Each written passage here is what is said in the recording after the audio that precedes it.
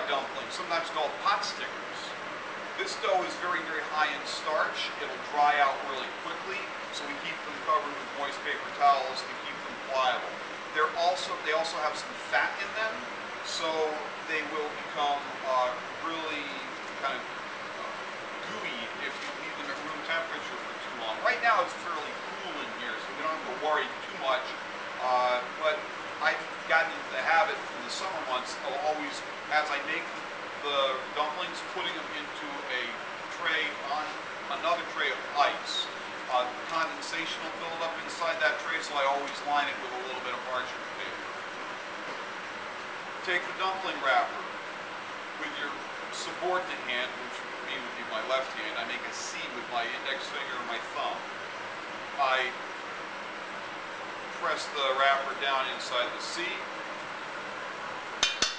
If I had a cup of water, I guess I could use this water right here. I would dip my spoon in there. And I'm going to put a small amount. You don't want to supersize these. It makes it very difficult. Small amount of filling. Dip your finger in the water, and because it's such a high starch content, just a little bit of water makes an effective seal. Squeeze them closed, and you could stop right there, but traditionally these have fluted edges. There's a couple of different ways that I've seen fluting the edges. I learned a new one last week, but I'm not proficient enough to show it to you right now, especially with the camera going. So what I'm going to do is show you the way that I learned it that I'm more comfortable with, and that is, it's almost like a sewing machine action. You push up with your index finger, you grab with your thumb and index finger on the opposite hand, you pinch and pull a little bit. Push up, pinch, pull, fold. Push up, pinch, pull, fold. Push up, pinch, pull, fold. Push up, pinch, pull, fold. And you end up with this little fluted edge. Now, I'm sure that this would send some Chinese grandmothers screaming from the kitchen. This is where I really look white. That's okay, but it's by no means perfect. A lot of practice goes into getting these the way they ideally should look.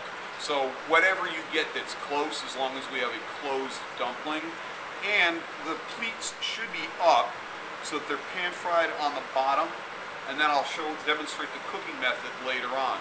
We will pan fry these in a little bit of oil, then we will add a little stock to the pan, cover them to steam them, and then allow the stock to reduce to a gloss that coats them so that they're kind of sticky, unctuous, chewy, crunchy. It's a really interesting textural combination on the exterior of these dumplings when they're finished. Okay? I'll make one more really quickly. Make the C.